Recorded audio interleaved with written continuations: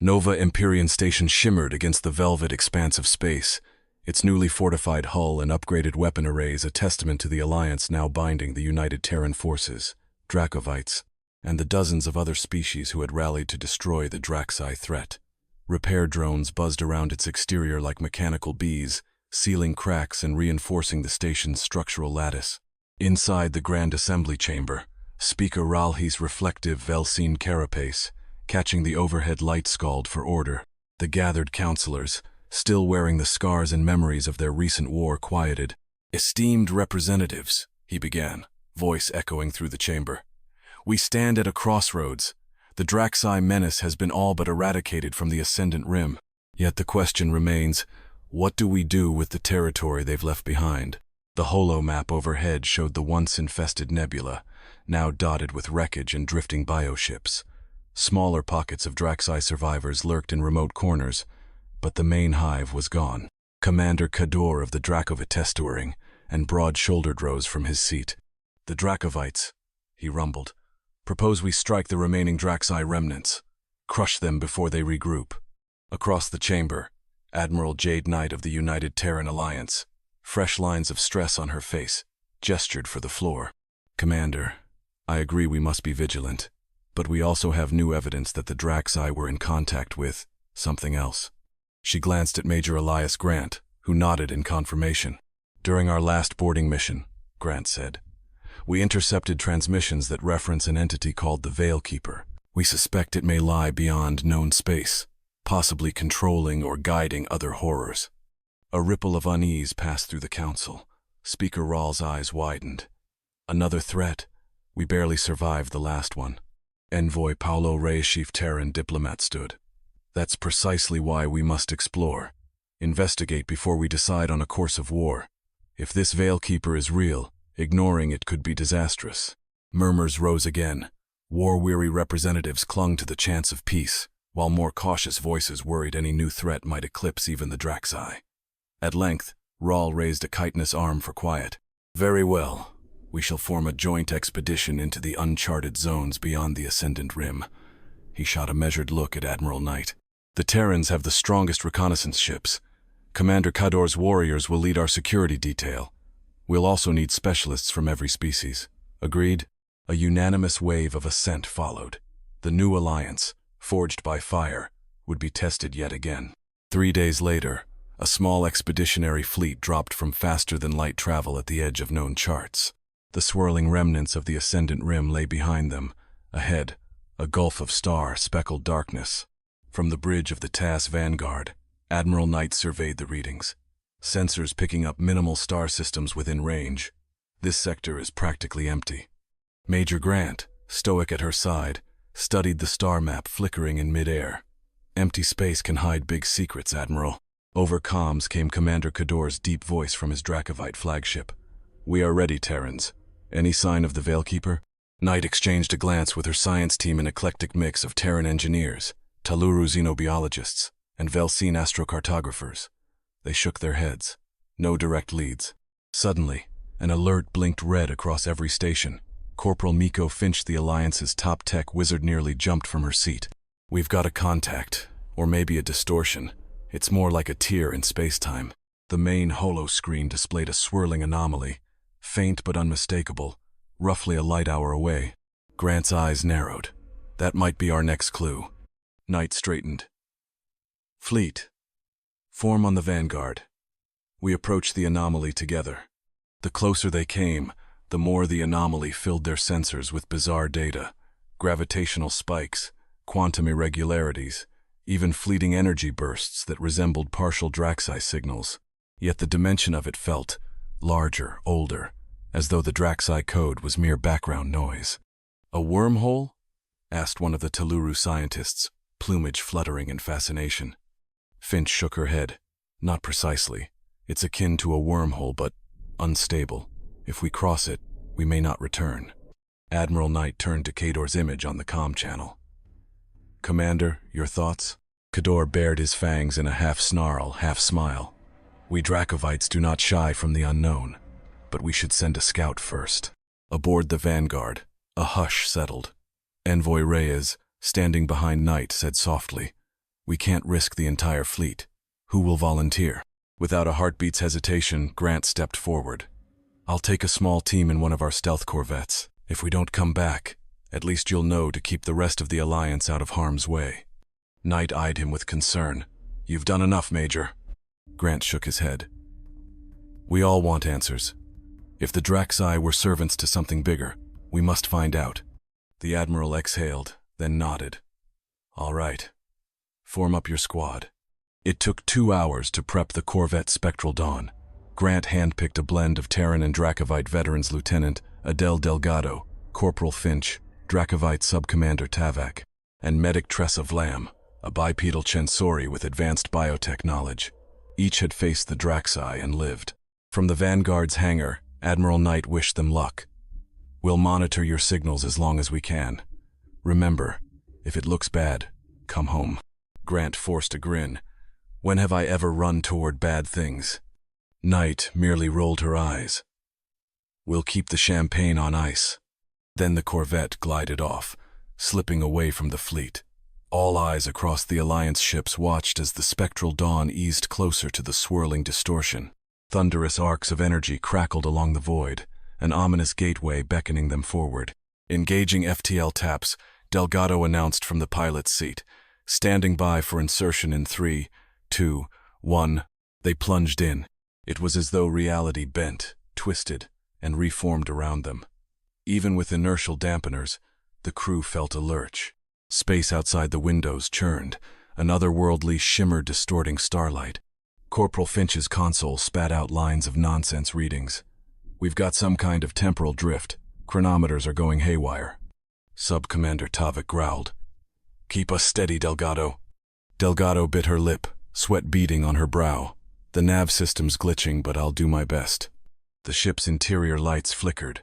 Somewhere in the distance, an unearthly hum pulsed. Grant could feel it in his bones, like the slow heartbeat of an ancient cosmic beast. Then, as suddenly as it started, the turbulence ceased. Stars reappeared, except these stars were different. A new constellation, a strange swirl of gas clouds reflecting pale blue radiance. The anomaly behind them sealed, vanishing without fanfare.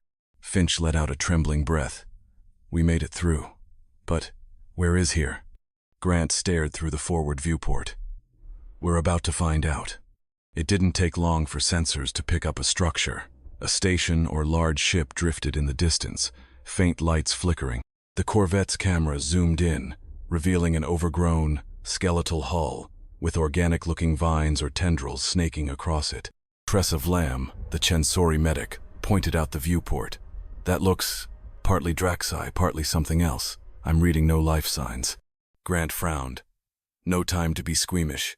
Finch, see if we can dock or at least board. I want to know what that something else is. Maneuvering thrusters guided them closer, revealing that the station's design was a patchwork. Terran-ish hull plating, odd lumps reminiscent of Dracovite architecture, and that same chitinous Draxi texture. A haunted shipyard of mismatched technology. At a docking airlock, the Corvette latched on. They forced the hatch open. The corridor beyond was dark and cold, lined with an unsettling mix of metal beams and fleshy biomass. Each step made a squish or clang, echoing eerily. Their flashlights illuminated an expansive chamber, strewn with cracked observation tanks, broken mechanical arms, and alien growth. Strange apparatusum, obviously. Terran or Dracovite in origin lay in ruin. Others seemed derived from the Draxi. In the center, a single console blinked with sputtering power. Corporal Finch knelt by it, hooking up a portable interface. There's data here encrypted in multiple languages, some kind of lab logs. Sub-Commander Tavak ran a claw over a half-buried emblem on the floor, a stylized star with swirling runes around it. I've never seen these symbols before. Not Dracovite, not Terran. Finch hissed. There's mention of Veilkeeper. It references trans-substrate assimilation experiments. Date stamps are contradictory, like they're from different timelines. Experiments on multiple species, Tressa Vlam said softly, scanning a half-decayed cluster of tubes. Look at these remains. They're from across the galaxy. Chensori, Velsine, even Dracovite. Possibly some Terrans, too. Her voice trembled with anger. This was a research station for For hybridizing captive species. Grant's jaw tightened. Seems the Draxi or their masters tried stitching together the strengths of every race. But for what purpose? Finch typed furiously. I'm extracting what I can. This system is on its last legs. A shrill alarm cut her off. Red lights flickered to life. A recorded voice, guttural and multi-layered, echoed through the station. Intruders. The Veilkeeper watches. The Veilkeeper hungers. Tavok raised his rifle. Eyes up, team. From shadows in the far corners, shapes began to move, part machine, part alien flesh. Stumbling, spindly-limbed horrors with mismatched limbs and vacant eye sockets. Hybrid abominations. Grant barked. Form a perimeter. Don't let them surround us. The corridor erupted into a firefight. Plasma bursts from Terran rifles and Dracovite coilguns ripped into the half-living creatures, sending gobs of tissue and sparks flying. Yet the abominations pressed on, limbs regenerating with horrifying speed. A severed arm would sprout back, mechanical components weaving into sinew. Tressa Vlam shot globs of corrosive gel from her biotech sprayer, dissolving some of the creature's protective plating. Delgado launched a canister that released a shockwave, staggering the horde. Even then, more emerged from behind collapsed walls, shrieking. Finch braced the console behind her, one hand tapping away to finish the data transfer. Just give me 30 more seconds. Grant's rifle clicked empty. He swapped to a sidearm, adrenaline surging. Hold them back, Tavok. With a deafening roar, the Dracovite commander charged, smashing one abomination so hard it split in two. Another creature lunged onto Tavok's broad shoulders, but he yanked it off and hurled it aside, ignoring the deep gouges in his scaly hide. Data's done, Finch shouted, ripping out her drive. Let's get the hell out. Grant gave the order. They fought their way back to the airlock, leaving a path of shattered monstrosities behind. Once aboard the spectral Dawn, Delgado sealed the locks and launched. The docking clamps hissed, and the Corvette peeled away from that cursed station. But the station's final gift followed them. Tendrils on the outer hull snapped free, drifting after the Corvette in clumps that pulsed with faint life. One lodged on the Corvette's engine, cowling, triggering an internal alarm. Reading a bio-latch on our hull, Finch shouted. It's trying to grow through the plating. Delgado cursed, wrestling with the controls. We can't jump to FTL if it's attached. The energy surge might cause the growth to mutate or detonate. Grant clenched his jaw. Tavok, Delgado, suit up. We'll have to go outside and cut that thing off. In a moment that tested both skill and nerves, Grant and Tavok donned EVA gear, stepping into the airless vacuum. Armed with plasma torches, they reached the writhing tangle coiling around the Corvette's thrusters. The tendrils reacted violently, lashing out. One slapped Tavok's armor, spinning him backward into the void. Tavok! Grant roared, igniting his thruster pack to stabilize his Dracovite comrade. With a single savage slash of the plasma torch, Tavok severed the largest mass. Meanwhile, Grant methodically scorched the smaller strands. Inside, Delgado monitored the hull for breaches. At last, the vile tumor detached and drifted away into the blackness. Finch vented the Corvette's external ports with a high-energy flush, incinerating any microscopic residue. Grant and Tavok re-entered, hearts pounding. Punch it, Delgado, Grant ordered. We're not lingering. The spectral Dawn's engines rumbled. With space warping around them, they soared toward the coordinates where they'd first emerged, praying the rift might still be found. Back in normal space, the expedition fleet anxiously awaited contact. Hours had passed with no word from the Corvette. Admiral Knight paced the Vanguard's bridge, her stoic facade betrayed by clenched fists. Envoy Reyes, face lined with worry, kept scanning for any signal. Still nothing, Admiral. Just when fear of failure gripped them, the anomaly flared and the spectral Dawn burst forth, trailing sparks and battered plating. Knight snapped orders for rescue tugs to secure the Corvette. Relief spread across the bridge like wildfire. When Grant's team finally disembarked, they were exhausted, bruised, but alive. Finch clutched a data module. We found them remnants of Draxi experiments, and references to something called the Veilkeeper. Admiral, it's worse than we thought. Grant added quietly. They were trying to blend multiple species for infiltration, warfare, who knows. The Veilkeeper might be the orchestrator behind it all. Commander Kador stood off to the side, arms folded, jaw tight. This Veilkeeper, Is it in that other sector beyond the rift? Grant's silence was answer enough. The entire command deck felt the weight of the unknown pressing in. Within hours, a priority holo session convened with the full Nova Empyrean Council. This time, representatives from each allied race attended virtually or in person, tension radiating from their expressions. Speaker Rahl's voice shook as he summarized the findings. Our expedition discovered a derelict station performing monstrous hybrid experiments likely under orders from this Veilkeeper. If the Draxi were but puppets, we may yet face a greater evil. A clamor erupted. Some demanded an immediate invasion through the rift, others insisted on sealing it at all costs. The station's meager defenses on the far side, the risk of unstoppable abominations, the possibility of more advanced foes waiting in ambush, all of it threatened to fracture the fledgling alliance. Suddenly, Admiral Knight's voice rose above the din. We stand at a precipice. Charging blindly might doom us, but doing nothing, closing ourselves off, allows whatever is brewing on that side to grow stronger. Envoy Reyes raised a calming hand. We propose a two-pronged approach.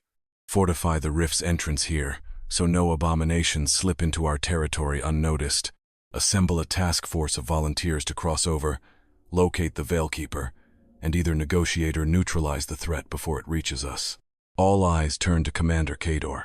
The Dracovite warrior's gaze moved across the assembly. Finally, he nodded. The Dracovites will answer the call. We do not hide behind walls when an enemy lurks beyond. Speaker Rahl, though pale, spoke firmly. The Velsine concur. We cannot allow this threat to fester. Let us forge a new expedition fleet, stronger and more prepared. It was settled. The Council would not turn away from this cosmic danger. A new campaign was about to begin a journey beyond the known galaxy to confront a power that might dwarf even the Draxi. In the final days of preparation, Nova Empyrean Station bustled with life. Spacers from countless species honed their weapons, retooled ships, and studied star charts gleaned from the data Finch had recovered. A hush of anticipation loomed, like the inhale before a storm. Grant paused in a quiet corridor, gazing through a panoramic window at the flicker of distant stars. This station had been a symbol of unity in the face of the Draxi onslaught. Now it was the launching pad for an even graver quest. He felt a familiar presence at his shoulder. Admiral Knight. She offered a wry smile. Ready to test fate again, Major? He exhaled. Ready as I'll ever be. We're stepping into the dark here, Admiral. No guarantee we'll come back. But if we don't try, billions could be lost in the future. She nodded. We won't stand alone. The Dracovites, Taluru, Velsine, Chensori. We face this side by side. Commander Kador approached, each heavy step echoing. We Dracovites never believed in prophecy, but some of our mystics speak of a great devourer beyond the veil. Perhaps the Veilkeeper is that legend made flesh. His reptilian eyes glinted. We shall meet it, and see whose legend prevails. Knight, Grant, and Kador traded resolute looks. History had taught them bitter lessons about underestimating cosmic threats. On the final morning before departure, the Alliance task force assembled. Ships of mixed design, Terran stealth frigates, Dracovite battlecruisers, and Council Science vessels waited in an orderly formation outside Nova Empyrean Station. Speaker Rahl's address echoed through every vessel's comm too. Brave souls of the Alliance, your mission transcends any single species. You embark to protect all life in our galaxy. Stand firm, for the unity forged here may be our greatest weapon against the unknown. May fortune guide you. Across the flotilla, hearts pounded. Families said tearful goodbyes. Soldiers and scientists alike felt the enormity of their task. Engines glowed, powering up for the jump. In the Vanguard's command seat, Admiral Knight steeled her nerves. All units, you have your headings. Stay tight. Let's make history. Major Grant, aboard the newly refitted Spectral Dawn, heard the order and gave Delgado a nod. Take us out. With that, the combined fleet's drives roared. One by one they warped into faster-than-light arcs, an array of shining streaks converging toward the Ascendant Rim's star-flecked horizon. Waiting in that uncharted domain was the rift, and beyond it, the murky domain of the Veilkeeper. Neither distance nor fear would deter them now. The Council had chosen vigilance over complacency, exploration over isolation, and so a new chapter began. An alliance bound not only by past bloodshed, but by the promise of safeguarding every corner of the galaxy.